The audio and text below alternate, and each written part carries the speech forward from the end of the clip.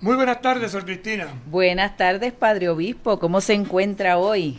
Un día más, avanzando, viviendo intensamente este mes misionero, este mes de las misiones, este mes de la evangelización, este mes del Rosario. De Rosario, correcto. Y así que estamos caminando en esta experiencia, ¿verdad? Y preparándonos para ese Domingo Mundial de las Misiones bajo un tema, heme aquí, envíame. Sintiendo la verdad de esa llamada de un Dios alegre, de un Dios de esperanza, de un Dios de misericordia, invita a vivir plenamente el Evangelio, pero hacerlo con alegría, con entusiasmo. Y para eso comprendiendo y entendiendo nuestra vocación de hombres y mujeres en nuestra sociedad. Por eso se necesitan hombres y mujeres evangelizadores con espíritu, como nos dice la Evangelii Gaudium, ¿verdad? En ese capítulo 5. Y la iglesia necesita hombres y mujeres que no tengan miedo a anunciar el Evangelio. Heme aquí, envíame. Vamos a pedirle al Señor que nos envíe, pero sobre todo que nos acompañe. Señor Jesucristo, tú que nos acompañas en el camino de la vida, te pedimos que encienda nuestros corazones con el fuego de las Escrituras, para que participando en tu mesa seamos fortalecidos en el amor y la unidad, y así lleguemos a ser auténticos servidores del reino. Tú que vives y reinas por los siglos de los siglos. Amén. Santa María de Guadalupe, ayúdanos a ser discípulos misioneros. San Juan Diego, ayúdanos a ser discípulos misioneros. Beato Carlos Manuel, ayúdanos a ser discípulos misioneros. San Bruno, ayúdanos a ser discípulos misioneros. Padre, ¿quién era San Bruno? Ay, ¿para qué lo invoca si no sabe quién es? Porque yo sé que usted me va a explicar quién es San Bruno. San Bruno es un hombre joven en la llamada que siente de Dios, que se va al desierto. Y ahí tiene una experiencia con Dios y funda una comunidad llamada Los Cartujos, porque se fueron a un lugar que se llama La Cartuja, Chartres. Y ahí tienen una experiencia de vida comunitaria en el silencio, en la penitencia. Son hombres que consagran su vida al silencio, a la oración, a la penitencia, viviendo en comunidad. Se levantan al revés de nosotros. Nosotros nos levantamos por la mañana y se levantan a medianoche. Interrumpen la noche para alabar a Dios, para pedir a Dios la misericordia sobre el mundo. Son comunidades pequeñas. En Puerto Rico no tenemos cartujos. Generalmente se da en los países de Europa. Y tienen ese estilo de vida comunitario, pero solitario. El monasterio donde viven son como pequeñas casitas, donde cada monje vive y 3 veces al día se reúnen para la oración. Luego el resto de las oraciones lo hacen en privado. Comen solo, menos los domingos que tienen el encuentro comunitario. Y una vez a la semana salen a un paseo comunitario también. Una vida muy sencilla, muy austera, muy edificante, que con su misión silenciosa ayudan al proyecto de la gran evangelización. Y que en esa oración estamos todos los que continuamos en este mundo, ¿verdad? Que estamos en la calle predicando, llevando el evangelio y sosteniendo con su oración también la iglesia. Eso es así. En ese camino de iglesia estamos reflexionando sobre este tema de la ideología de género, clarificando que no es perspectiva de género, sino ideología. Y estamos compartiendo o introduciendo, mejor dicho, un documento emanado de la Congregación para la Educación Católica que tiene que ver con esta, podríamos decir, claves de reflexión, y lleva como título Varón y mujer los creó, para una vía de diálogo sobre esta cuestión de educación del género o del género. Y ayer nos quedamos diciéndonos que la intención a través de estas reflexiones es orientar y apoyar a cuantos están comprometidos con la educación de las nuevas generaciones, papá, mamá y sobre todo los maestros en las escuelas. Cuestiones que tienen que ver con la sexualidad humana, a la luz de la vocación específica del amor, a cual toda persona está llamada. Y esto implica promover una metodología que tiene 3 pasos. ¿Cuáles son? Escuchar, razonar y proponer. Así que son 3 actitudes que tenemos que ir cada vez más desarrollando y madurando. Vamos a la primera parte, la escucha. ¿Cómo el documento propondrá esa escucha? El documento plantea una serie de puntos de encuentro, como la educación de niños y jóvenes a respetar a cada persona en particular y diferente condición, de modo que nadie, debido a sus condiciones personales, discapacidad, origen, religión, tendencias afectivas, etc., pueda convertirse en objeto de acoso, violencia, insultos y discriminación injusta. Así pues, ¿qué intentamos? ¿Qué quiere la iglesia? Ayudarnos a crear puentes de comunión, puentes de encuentro, como esa educación de niños y jóvenes, nuevas generaciones que van, ¿verdad?, desarrollándose. ¿Qué le vamos a enseñar? A respetar a cada persona en su particular y diferente condición. Fíjense que esto es muy importante, a respetar a cada persona, no los que son como yo únicamente, en su particular y diferente condición. Y enumera alguna, ¿verdad? Sí. ¿Para qué?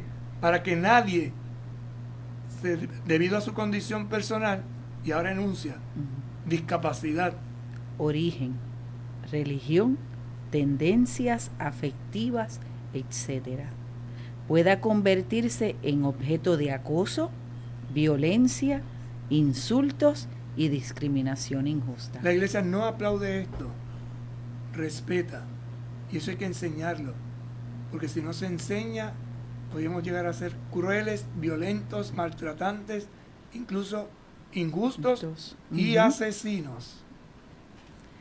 Otros puntos de crecimiento en la comprensión antropológica son los valores de la feminidad que se han destacado en la reflexión del género. No todo lo que lo que toca con el movimiento femenino es negativo.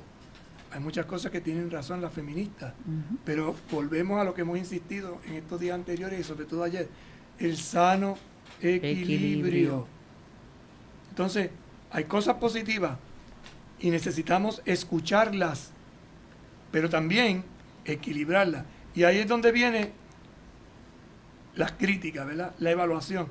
¿Y qué nos dice al respecto?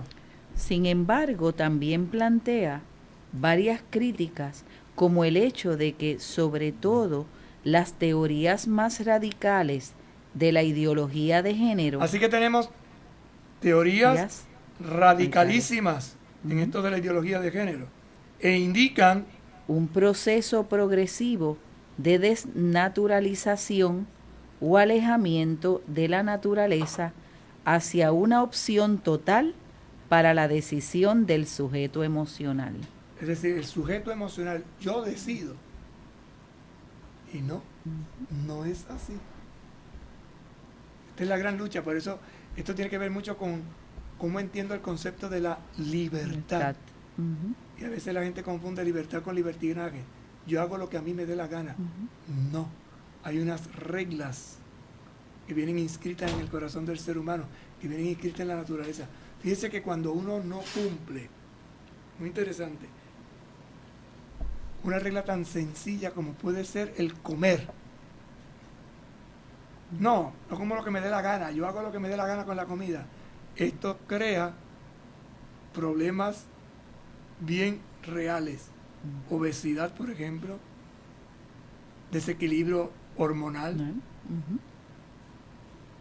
diabetes, alta presión, puede ser la letanía, podemos hacer un montón de cosas. ¿A qué se debe? Pues a qué se debe. ¿Por qué? Porque no ha seguido en libertad, es decir, en equilibrio, lo que debías de hacer para que tu cuerpo se nutra, pero lo haga saludablemente. Si tú no comes o yo no como una comida saludable, lo que para esto toda la vida comiendo comida chatarra, porquería, no voy a ser una persona saludable. Por eso las mamás, una cosa que cuidan mucho es la nutrición de los bebés. Y sobre todo las primerizas, ¿verdad? Cuando comienza, pues tienen que aprender. Y entonces, ¿y qué le doy al bebé? Usted no le va a dar a un bebé un mofongo. No. Y carne frita, aunque me encanta y me gusta. No, que al bebé le den el baby food y a nosotros nos den el mofongo con carne frita.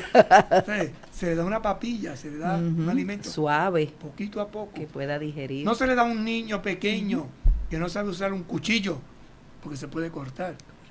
¿Ves? Entonces, no, que sea libre, que haga lo que espérese. Que la libertad hay que educarla. Hay que educarla. Y para eso estamos las personas adultas, equilibradas, que sabemos orientar, aunque a veces nos encontramos con lo contrario. Con esta actitud, la identidad sexual y la familia se convierten en dimensiones de la liquidez y la fluidez posmodernas, fundadas solo sobre una mal entendida libertad del sentir y del querer, más que en la verdad del ser, en el deseo momentáneo del impulso emocional y en la voluntad individual. Estas frases tomadas del documento nos traen una enseñanza que es muy tradicional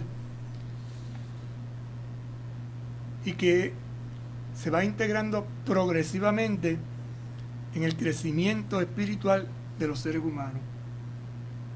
Con esta actitud, la de un equilibrio, la de un proceso progresivo de maduración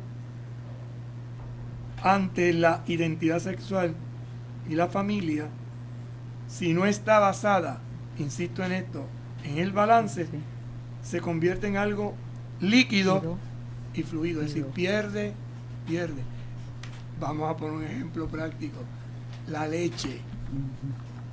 No es lo mismo tener una vaca y beber leche de la vaca directamente que tomarla procesada, porque al final uno no sabe si es agua o leche, con color o sin color. Ha sido tan purificada, desnaturalizada, que al final tú dices, ¿y esto es leche? Pasteurizada es que dice la leche fresca pasteurizada. Entonces, es tan líquida, fluye tanto que al final no te sabe a nada. Así pasa en esta expresión íntima de nuestra sexualidad, de nuestro amor. Y entonces, ¿qué pasa? Que por un mal sentido, por un mal entendimiento de libertad, que está basado en lo que yo siento y quiero, más que en la verdad del ser. ¿De qué se trata? ¿Qué es lo que requiere? Entonces, quiero un momento, un impulso emocional. Ay, es que yo no siento. Ay, es que esto es lo que yo quiero. A veces sucede mucho con los jóvenes cuando hablamos del don de la fe. Es que yo no voy a misa porque yo no siento nada. Es que a la misa no vas a sentir nada. O sea, la fe no es un sentimiento, la fe es una experiencia. ¿De qué? De una celebración donde yo expreso con mi presencia que creo en Dios. Pero no porque lo siento. Ay, es que yo... Esas son emociones. Está bien que en algún momento lo puedas experimentar, pero eso no es la fe. La fe es un camino, es una búsqueda, un interrogante. Es camino a veces oscuro, en tinieblas. Pero hay una certeza. A pesar de todo, el Señor camina, va con nosotros. Las presuposiciones de estas teorías son atribuibles a un dualismo antropológico. Yo presupongo, yo creo, yo tal. A la separación entre cuerpo reducido y materia inerte y voluntad que se vuelve absoluta, manipulando el cuerpo como le plazca, se señala en el documento. Presuposiciones. Que yo presupongo que... Es que yo doy por supuesto. No es así. Cuidado, ¿verdad? No es así. Entonces, ¿qué pasa? Separamos el cuerpo, lo reducimos a una materia inerte y a una voluntad que se vuelve absoluta. Es decir, es lo que yo quiero, el voluntarismo. Aquello que decíamos al principio cuando empezábamos con Amor y Leticia, ¿verdad? El gnosticismo y el... es pelagianismo. Todo esto, ven, es concurrente, vuelve a dar vuelta. Esos dos enemigos. En el fondo, no hay claridad. Y después dice manipulando el cuerpo como le plazca. Lo que a mí me gusta, había tiempos atrás, una expresión, ¿verdad?, de un anuncio que decía, el cuerpo me la pide, me la pide, me la pide, me la pide, invitándote a qué. O sea, cómo se explota ese sentimentalismo, ese, ay, estar bien, ese nirvana que no existe, que la vida no está en eso. La verdadera alegría está en el servicio, en la entrega, en la donación, en la ofrenda de una vida. Es lo que usted decía en los programas pasados, padre, que el mundo de hoy te lleva a que vive como quiera, viste como quiera, haz lo que quiera, porque todo es relativo, todo está bien. Es light, es la fluidez. A mí me gusta, pues lo hago. Y ahí no hay un sano equilibrio. Y por eso vienen las situaciones que vienen. Ahora mismo, una cosa tan sencilla. ¿Qué nos demuestra la pandemia que estamos viviendo? La vulnerabilidad. Nosotros nos pensábamos tan poderosos, tan fuertes, y resulta que un insignificante microbio ha cambiado el mundo entero. No solo en Puerto Rico, en la humanidad. Por eso es una pandemia. Y nos tiene paralizados. Y nos lleva entonces a ¿qué? A tomar opciones distintas, diferentes. Y todavía hay gente que no la entiende. Incluso aquellos que se supone que tengan 2 dedos de frente,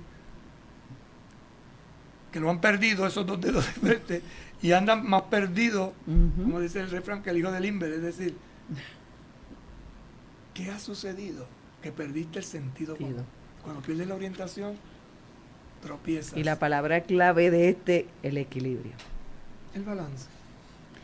Esta ideología induce proyectos educativos y pautas legislativas que promueven una identidad personal y una intimidad afectiva radicalmente libres de la diferencia biológica entre el hombre y la mujer. ¿Ves lo mismo, no?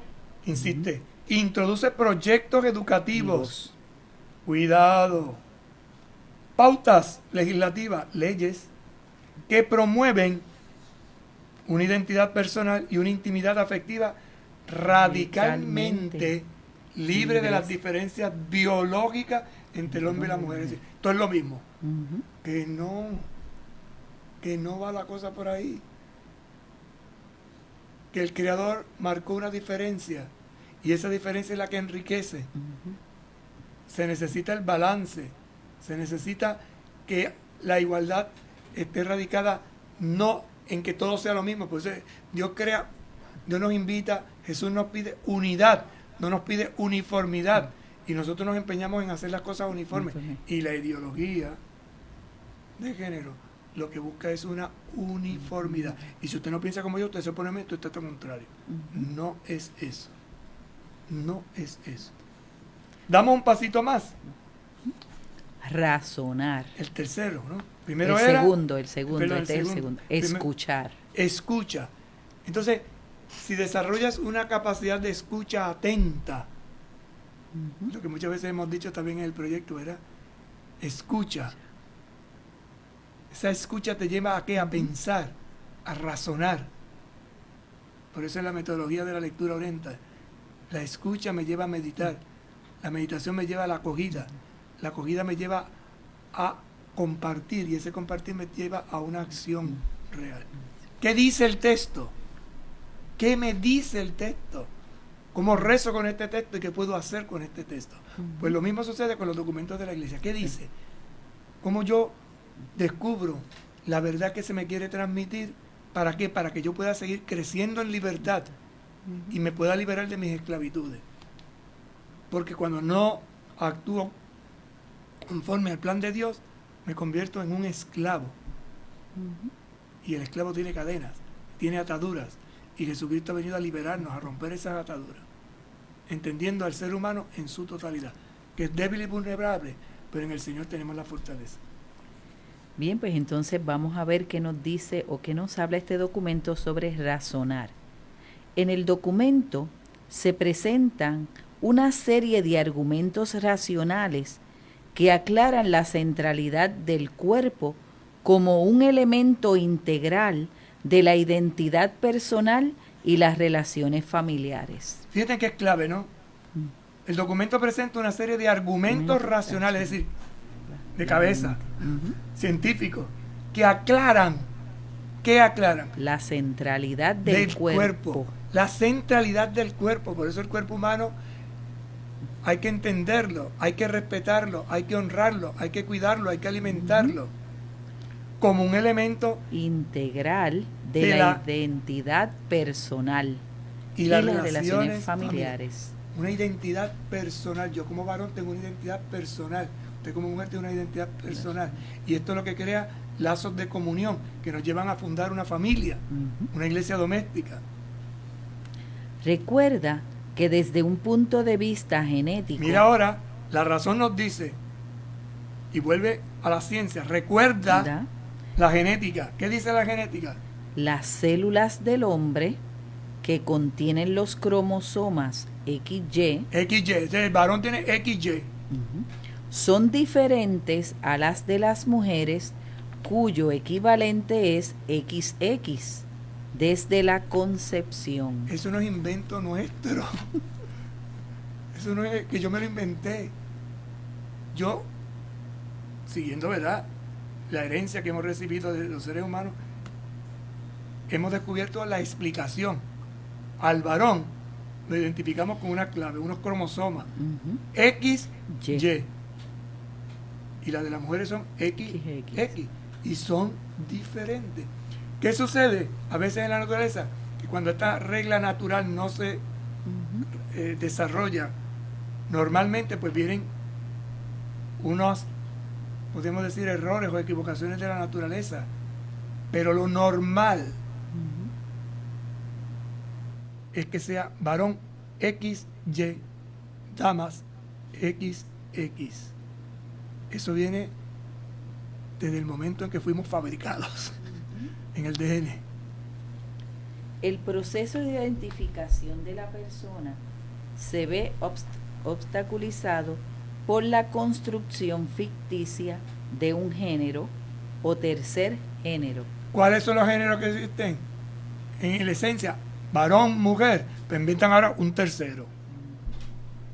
De esta manera, la sexualidad se oscurece como una calificación estructurante de la identidad masculina y femenina. Se oscurece como una calificación estructurante. Se oscurece. Ni es esto ni es aquello, ¿qué es? Otra cosa.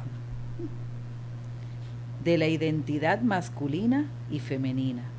El intento de superar la diferencia constitutiva del hombre y la mujer, como sucede en la intersexualidad o en el transgender, conduce a una ambigüedad masculina y femenina que presupone de manera contradictoria aquella diferencia sexual que se pretende negar o superar. Entonces, ni es hombre ni es mujer. ¿Qué es? Un transgénero. Entonces, ¿esto crea qué? Una ambigüedad. ¿Una ambigüedad qué? Porque ni es masculino ni es femenino. Es contradictorio. Entonces, ¿qué sucede? Que aquello que identifica y diferencia se pierde, se niega, se supera, por eso es un pasa más allá. Esto tiene, como decimos, utilizando un refrán muy español, ¿verdad?, tiene su miga. Por eso estas cosas, cuando uno las oye, entonces empezamos con, ay, bendito. No, si no se trata de que sea bendito, no sea bendito. Se trata de que lo analicemos. Para eso hay que razonar. Y eso quiere decir que, como se vuelve al principio, yo no voy a rechazar personas que tengan situaciones especiales o específicas, discapacidades, tendencias. Origen. No lo rechazo. No lo rechazo. Pero tengo que estar claro en lo que verdaderamente es. Pausamos y en breve regresamos. Con un paso de fe a Cristo verás, con un paso de fe a Cristo verás, con un paso de fe a Cristo verás, con un paso de fe a Cristo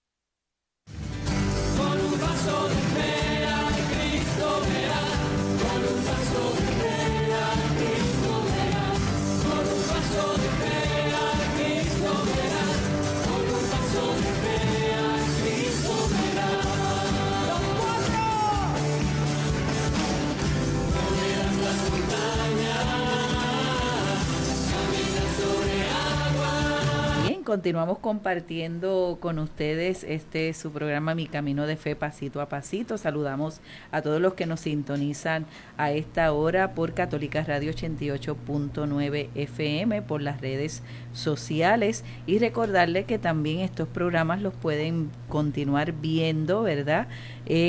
Por el canal de YouTube de Católica Radio 88.9. Continuamos compartiendo, Padre, este tema, ¿verdad?, sobre la ideología de género, tomado de este documento que sacó la Congregación para la Educación Católica, Varón y Mujer los creó, para una vía de diálogo sobre la cuestión del género en la educación.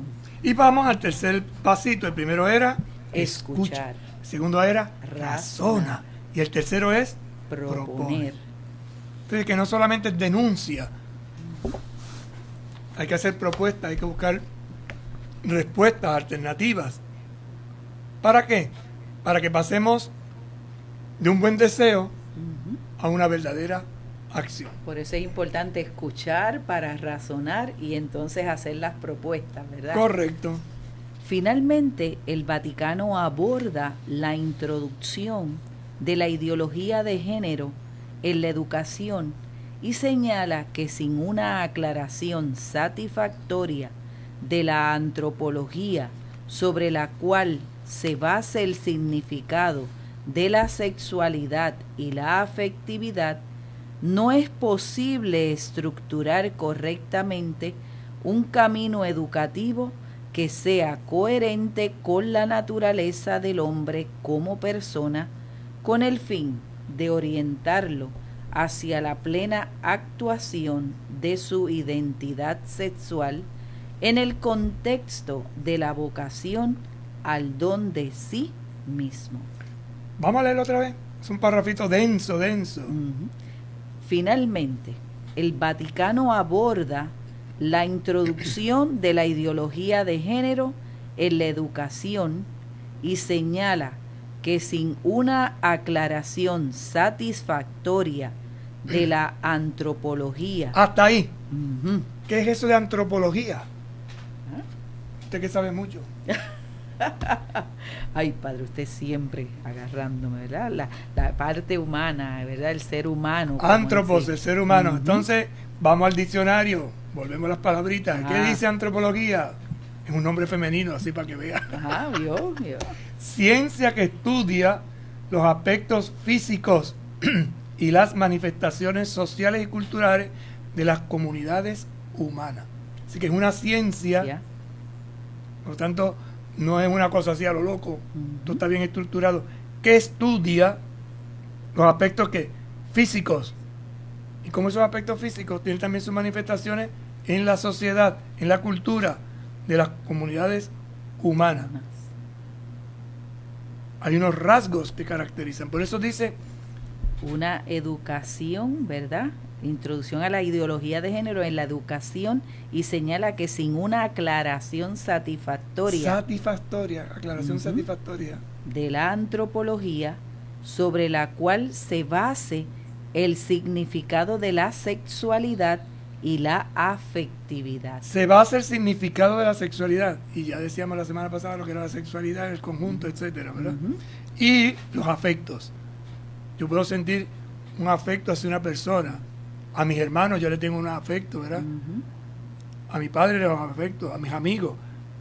Y los que ya han optado o están en el proceso de optar en su vocación, no solo profesional, sino también en su vocación dentro de la sociedad específica o particular, pues esa afectividad los va a llevar a descubrir, si son varones, la mujer con la cual podrán formar una familia, y si son damas, al varón que pueden formar una familia. Esos son los afectos, ¿verdad? Entonces, los afectos que yo siento hacia mi hermana tienen un equilibrio, porque si no, se desequilibran y hacemos cosas rarísimas. Y por ejemplo, algo curioso, uno no se enamora normalmente de su hermana, uno la quiere y tal, pero hay un amor que es el que lleva a la vivencia del matrimonio, que no se da entre hermanos, es contra natura. Entonces, esto es una cosa. Pero ¿por qué pasó aquí? Pues, un cortocircuito. Cortocircuito. Eso mismo, aplicado en variantes diferentes, es lo que hay que tener cuidado. Entonces, a veces una persona puede sentir ciertos afectos, un varón puede sentir ciertos afectos hacia otro varón, pero hay que tener cuidado con que esos afectos no se desvirtúen. O quien dice varón dice también dama, ¿verdad? Y por eso es que hay que analizar, educar, orientar, especificar. Y si no se está claro, ahí vienen las confusiones. Y esas confusiones pueden llevar a un fracaso existencial que lleva al destrozo interior de la persona. Esto es muy delicado. Y algunos vendrán con casos particulares. Es que yo me siento, que me debe sentir. Vamos por parte. Estamos hablando de doctrina, estamos hablando de lo normal. Después los casos particulares ya hay que analizarlos desde otro punto de vista. Pero lo particular o lo que está un poquito desequilibrado no lo podemos poner como la norma. La norma es lo normal. Lo dice la palabra, esto es normal. Lo normal es esto. Cuando una cosa es anormal, hay que ver las razones. Por eso la antropología estudia esa situación.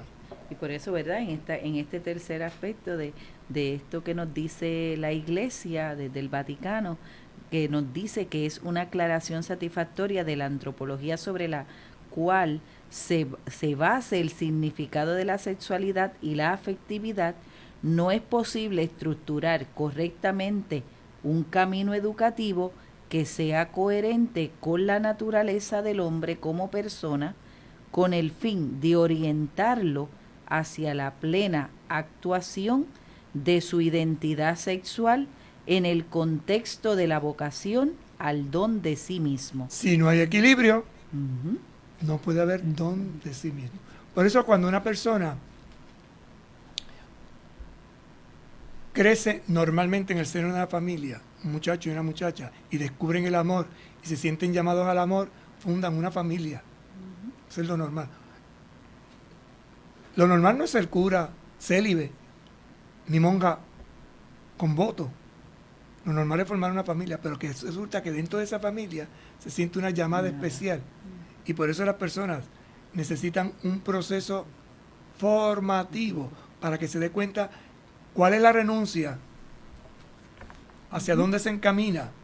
Porque si no hay equilibrio psicológico, va a haber raras cosas, va a haber deformaciones, va a haber desequilibrio. Lo mismo para el matrimonio, para la vida consagrada, para la vida ministerial. Por eso uno tiene que estar bien claro. Y por eso un cristiano pide a Dios, sobre todo en la época de los jóvenes, que vamos orientando, Señor, oriéntame, ayúdame a discernir, a descubrir. Y por eso los procesos formativos, tanto para la vida consagrada como para la vida ministerial, son largos, llevan un periodo extenso. En el matrimonio eso se da en la vida de la comunidad normal, y las relaciones se van desarrollando equilibradamente o desequilibradamente, pero papá y mamá están pendientes y orientan, canalizan, para lograr que una persona sana. Eso no quiere decir, vuelvo a lo mismo, que haya casos y casos. Por eso no se discrimina, por eso no se rechaza, sino se acompaña. Y por eso la primera educación viene desde el hogar, cosa de que cuando el niño o la niña van al colegio, van a la escuela, teniendo una sana educación desde el hogar, pues pueden entonces no confundirse con a veces una educación fuera, ¿verdad? O desequilibrada, que los desoriente en el caminar. ¿Y qué hace el niño o la niña cuando escucha algo que no es lo que papá y mamá me explicaron o me enseñaron o me educaron? Pues preguntan, llegan al hogar y preguntan. Fíjate que al final la clave está en que yo descubra que mi vocación es el don de mí mismo, sea en la vida matrimonial, sea en la vida consagrada, sea en la vida ministerial. Para esto hay un primer paso de esa aclaración antropológica que consiste en reconocer que también el ser humano, el hombre o la mujer, posee una naturaleza que él debe respetar y que no puede manipular a su antojo. ¿Qué es lo primero que yo tengo que enseñarle a un niño en su proceso de crecimiento, a un joven, en su proceso de maduración? A respetar su propio cuerpo, su propia naturaleza, y que no se puede manipular a su propio antojo. Por lo tanto, mis derechos terminan donde comienzan los tuyos. Y ahí se va a hacer respeto. Yo no puedo pisotear, no puedo abusar, no puedo obligar, no puedo violentar, no puedo, porque todo eso que haga contrario va a desequilibrar y hacer daño. Explica que la antropología cristiana tiene sus raíces en la narración de los orígenes tal como aparece en el libro del Génesis, donde está escrito que Dios creó al hombre a su imagen, varón y mujer los creó. Varón y mujer los creó Dios. Esta es la clave inicial. Y esto es lo que nosotros defendemos por encima de todo. Los creó hombre y mujer. Ese es el proyecto inicial.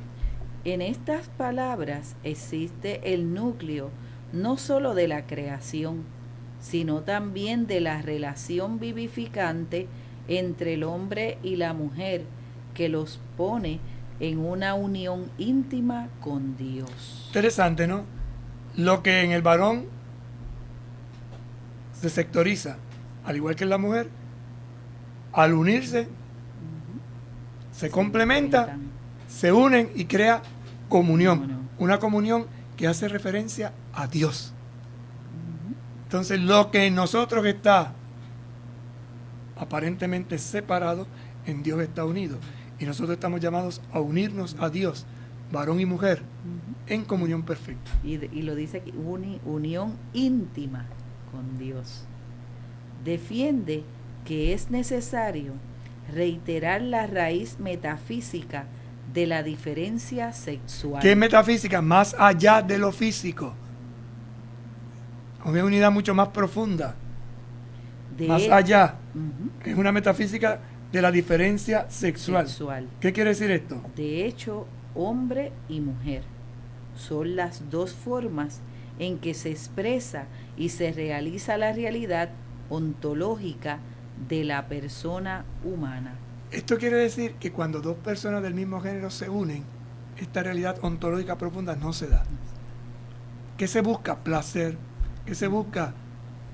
Entrega de afecto. ¿Qué se busca?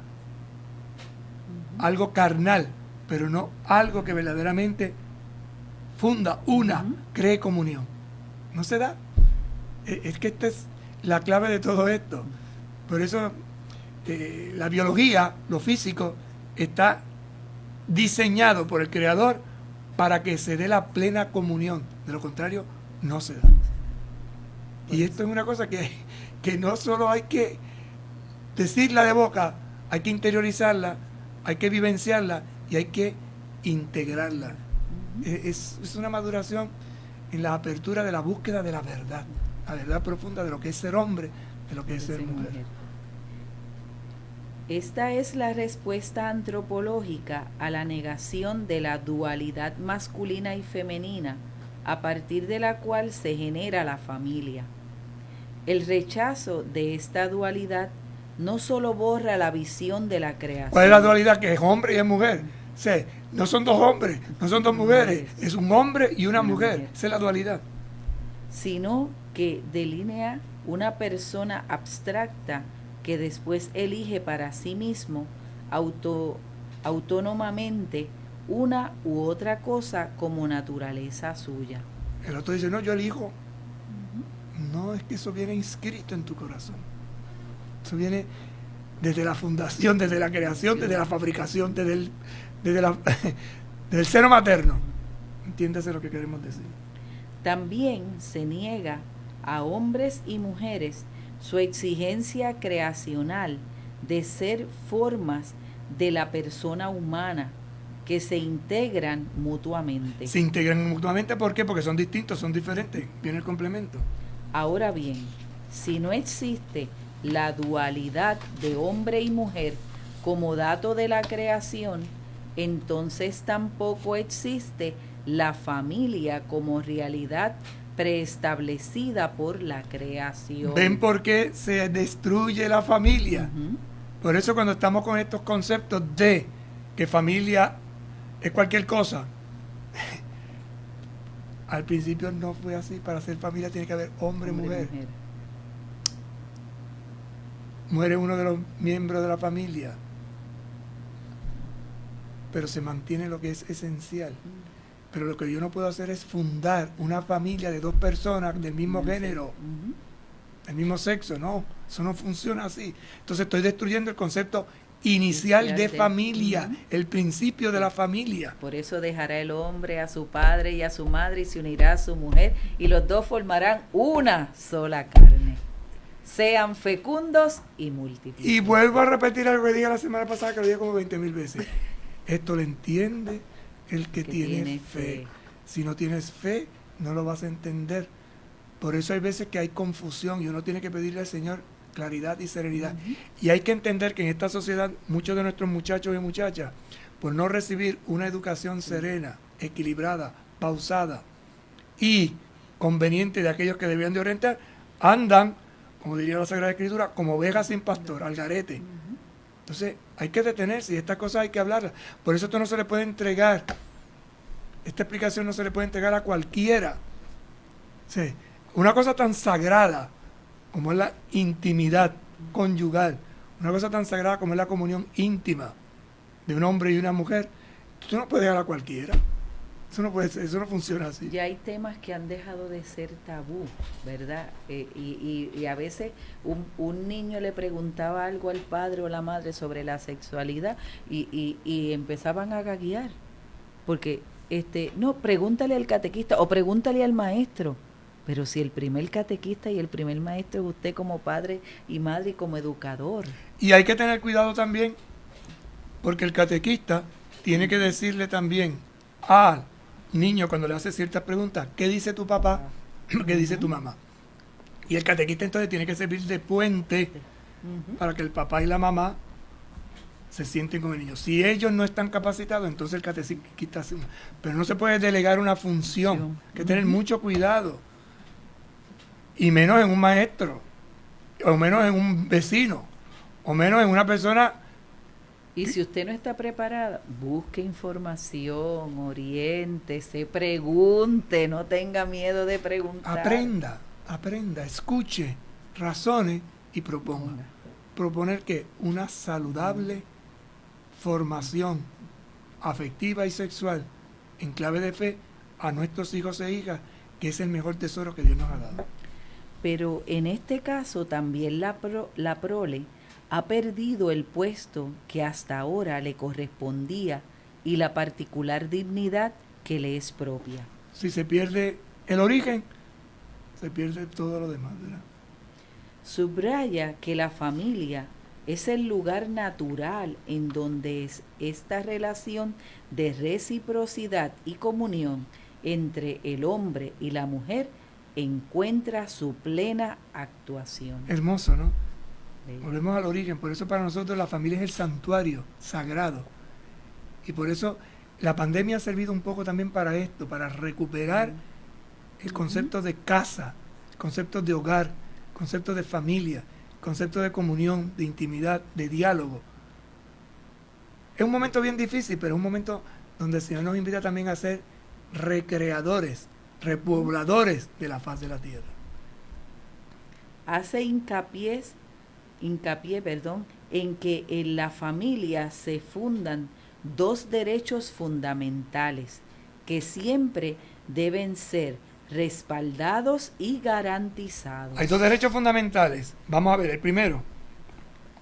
Es el derecho de la familia a ser reconocida como el principal espacio pedagógico primario para la formación del niño. No hipoteque eso, no entregue eso al Estado, eso es suyo, ese es su derecho. Usted como padre o madre tiene el derecho, la obligación, la defensa de su hijo. No dejen eso, perdón la expresión, al garete, que no puede ser. No puede ser. Y segundo, es el del niño a crecer en una familia con un padre y una madre capaces de crear un ambiente idóneo para su desarrollo y su madurez efectiva. Necesita un padre y una madre. No necesita dos padres o dos madres, entiéndase, dos hombres o dos mujeres. No, un padre y una madre, eso es lo normal. Capaces de crear un ambiente idóneo, es decir, un ambiente saludable para desarrollar y madurar su afectividad. Seguir madurando en relación, en confrontación con lo que es la masculinidad y la feminidad de un padre y una madre, y así armando su madurez afectiva. El niño en crecimiento, la niña en crecimiento, en desarrollo, necesita un papá y una mamá. Eso de equilibrio. El tiempo se nos está acabando. Hasta aquí llegamos hoy. Así que pausamos y oramos pidiendo al Señor que nos ayude en esta ruta, en esta aventura. Sagrada Familia de Nazaret, Jesús, María y José. En ustedes contemplamos el esplendor del verdadero amor. A ustedes confiados nos dirigimos. Santa Familia de Nazaret, haz también de nuestras familias lugar de comunión y cenáculo de oración, auténticas escuelas del Evangelio y pequeñas iglesias domésticas. Santa Familia de Nazaret, que nunca más haya en las familias episodios de violencia, de cerrazón y división, que quien haya sido herido o escandalizado sea pronto consolado y curado. Santa Familia de Nazaret, haz tomar conciencia a todos del carácter sagrado e inviolable de la familia, de su belleza en el proyecto de Dios. Jesús, María y José, escuchen, acojan nuestra súplica. Amén. El Señor esté con ustedes y con tu espíritu. Que les bendiga y les acompañe el buen Dios Todopoderoso, Padre, Hijo y Espíritu Santo. Amén. Nos vemos mañana si Dios quiere. En este su programa, Mi Camino de Fe, pasito a pasito. Buenas tardes. Buenas. Con un vaso de fe.